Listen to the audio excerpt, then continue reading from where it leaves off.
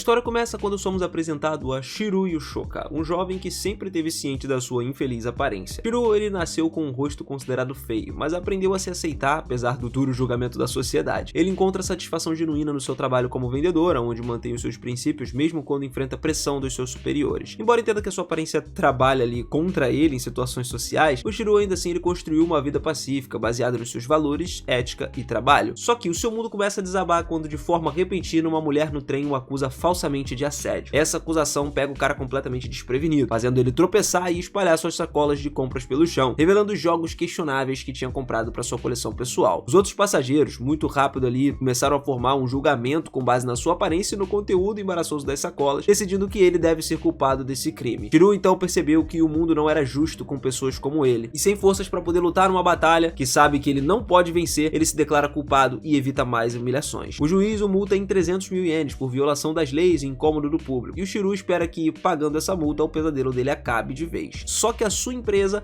usa o incidente como julgamento para demitir ele, o que devasta completamente ele. Vários anos depois, a mulher que acusou falsamente é presa por atacar do nada pessoas com base na aparência, só que por causa da sua idade, ela acaba recebendo apenas uma liberdade condicional. Apesar da frustração de Shiro com as consequências mínimas para a agressora, não tem nada que ele possa fazer para mudar o resultado. No passado, ele já estava em paz com a sua aparência, mas a falsa acusação gerou um trauma que impede ele de viver normalmente. A sua autoestima despencou de forma drástica e ele permanece desempregado por 6 anos, sobrevivendo com a ajuda financeira dos pais depois de esgotar as suas próprias economias. Ele então passa a maior parte do tempo isolado no seu quarto, navegando por fóruns da internet. Um dia, ele encontra um tópico discutindo ali desaparecimentos misteriosos pela cidade e o autor do post apresenta várias teorias sobre o fenômeno. Shiro nota uma outra postagem de um membro alertando os usuários para usarem pontos de bônus, como cuidado, correriam o risco de não conseguirem retornar ao próprio mundo. Inicialmente ele descarta a postagem como uma brincadeira, mas como não tem nada significativo para fazer, ele decide seguir as instruções relacionadas ao suposto teletransporte para o outro mundo e ele não espera que nada realmente aconteça, mas a perspectiva de escapar da sua realidade atual acaba atraindo ele. De repente, a tela do computador exibe uma notificação perguntando se ele está pronto para prosseguir, junto com o aviso de que ele precisa sacrificar metade da sua expectativa de vida para poder retornar algum dia. O Shiro vai lá e se pergunta se o seu computador foi infectado com algum vírus, mas sua curiosidade supera o bom senso e ele clica no botão seguir. Isso abre um formulário de criação de personagem, onde ele pode modificar sua aparência, outras opções também, como idade, já estão pré-determinadas lá, e acaba que ele percebe que ele pode alterar a aparência e colocar o valor mínimo de 255 lá, deixa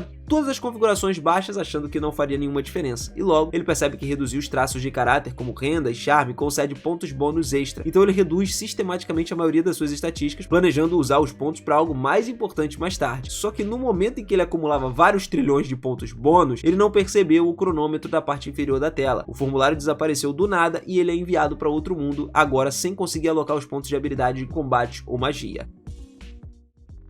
Na manhã seguinte, Shiro acorda olhando no espelho, chocado vendo o corpo dele gordo de um garoto de 16 anos em vez do seu eu de meia idade. Logo ele acaba sendo saudado por outros adolescentes, como meninas que não estão vestindo roupas adequadas. Um menino chamado Disi, que oferece uma camisa a uma garota loura chamada Rizu, que aceita com gratidão. Quando Shiro tenta fazer o mesmo com a garota chamada Seika, ela acaba recusando. Isso faz perceber que a sua sorte com as mulheres não melhorou nem um pouco, nem nesse novo mundo. Todos discutem como estavam navegando na internet quando encontraram uma postagem misteriosa que trouxe eles até ali. Shiro observa-se interagindo com facilidade com as garotas. Sem interesse em formar amizades, ele vai até a gaveta procurando itens úteis. E ele encontra uma moeda, mas ela magicamente desaparece quando tenta pegá-la. Lembrando que ele definiu a sua taxa de renda de 0, Literalmente, é 1%, que arredonda para 0. Então o grupo começa a reunir o que consegue encontrar de útil e divide os itens igualmente entre todos. Tímido, Ryu assume que suas roupas não vão caber na sua grande estrutura, mas surpreendentemente elas servem perfeitamente. Ele então percebe que essa deve ser uma das características mágicas desse novo mundo. Infelizmente, o grupo possui apenas 7 moedas no total, o que faz eles começarem a suspeitar que alguém tenha pegado uma para si. Então, a pergunta vai diretamente pro Shiro sobre isso, e decepciona profundamente. Eles assumiram automaticamente que ele era um ladrão. Shiro sabe que, de qualquer forma, ele não pode usar dinheiro, então seria um desperdício se dessem algo para ele. Por isso ele decide deixar as moedas pros outros compartilharem, só que uma das pessoas acha injusto excluir ele. Mas Seika acredita que faz sentido, já que todos encontraram moedas menos ele, porque ele desapareceu. E então ela começa a afirmar mesmo que ele tivesse achado uma moeda, ela teria sido ignorada por conta da sua aparência. E supõe-se que de alguma forma ter distraído com as meninas em vez de se concentrar na busca de moedas. Shiryu, então, ele sugere que em vez de moedas deveria ficar com um machado, mas se o alerta. Exagerar na exibição pode levar ele ao fracasso novamente. E essa afirmação começa a chocar o Shiryu, mas o cara rapidamente se corrige, explicando que estava falando sobre si mesmo, revelando que, na sua vida passada, o seu comportamento egoísta causou muitos problemas para os outros. Agora, nessa nova vida, ele quer mudar e não pretende deixar Shiryu carregar tudo sozinho. Se acredita que ambos são pessoas tímidas e que devem se ajudar mutuamente para ter o sucesso. Só que o Shiryu acha isso difícil de acreditar, né, que ele seja realmente alguém tímido. O grupo então decide jogar pedra, papel e tesoura para distribuir as armas, e como não vence nenhuma rodada, Shiryu acaba com um porrete. Se ele oferece ali um caloroso aperto de mão, né, com um gesto de amizade, que é aceito alegremente pelas garotas, e o Shiryu, por outro lado, recusa. Ele não pretende cometer os mesmos erros da vida passada. Ele decide seguir carreira solo nesse novo mundo. Seika o provoca por essa decisão, e ele lembra do motivo pelo qual ele sacrificou seus pontos de aparência para obter um parâmetro bônus do status divino.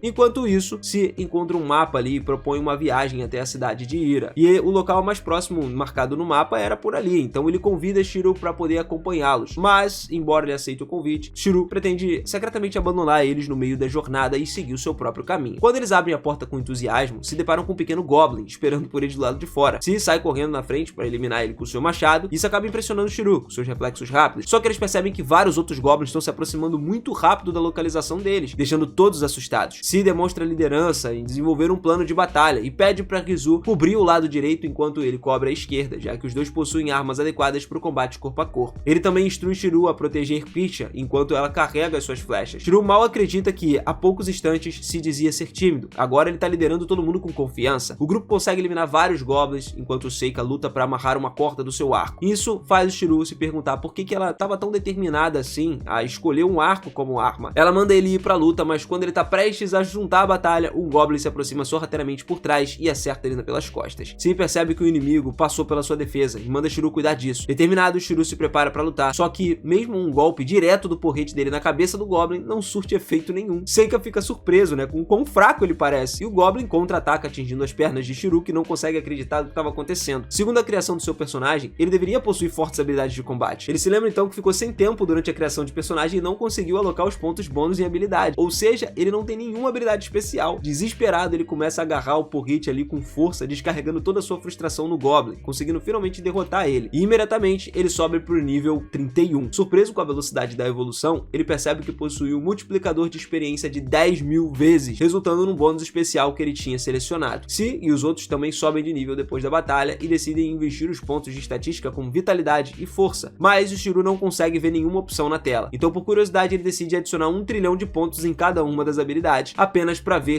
o que acontece. De repente, ele começa a brilhar com uma energia divina e, ao subir de nível de forma tão absurda, o sistema começa a declarar ele como um deus absoluto, o que o deixa completamente chocado. Mesmo assim, o Goblin ainda está tentando atacá-lo. Só que, como agora ele possui uma quantidade enorme de HP e resistência à dor, os golpes parecem apenas toques suaves. Shiryu decide testar a sua nova força, dá a ele um tapa na cabeça, né, do Goblin, que voa longe ali como se fosse lançado com um míssil.